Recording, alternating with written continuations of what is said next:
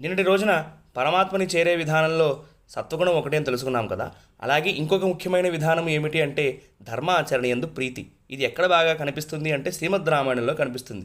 రామచంద్ర స్వామి అడవికి వెళ్ళిన వెంటనే భరతుడు మా అన్నగారి ఎంత పితృవాక్య పరిపాలన ధురంధరుడో నేను కూడా అలాగే అవుతాను, కాబట్టి ఇప్పుడు రాజ్యభారం నేనే చేస్తాను అని అనలేదు. అడవికి వెళ్ళి రామచంద్ర స్వామి పాదుకలు తీసుకుని వచ్చి సింహాసనం మీద ఆ పాదుకలను పెట్టి ఇవే రాజ్యాన్ని ఏల్తాయి అన్నాడు. ఎందుకు అలా అన్నాడు అంటే మరి ధర్మం అలాగే చెబుతుంది, జ్యేష్ఠభ్రాత పితృసమహ అని అంటుంది. కాబట్టి అంటే పెద్దన్నయ్య గారు తండ్రితో సమానము, కాబట్టి రాజ్యభారము తండ్రి గారి తర్వాత పెద్దన్న ఇదే అన్న విషయం భరతుడికి తెలుసు. కాబట్టి ఆ ధర్మాన్ని ఆచరించాడు. అంతేకాకుండా రామచంద్ర స్వామి తిరిగి వచ్చేశాక రాజ్యాన్ని ఎంతో ప్రీతితో తిరిగి అప్పచెప్పాడు. అప్పుడే 14 సంవత్సరాలు అయిపోయాయా, మా అన్నగారు అప్పుడే తొందరగా వెనక్కి వచ్చేసారా అని ఎక్కడ బాధ లేదు భరతుడికి.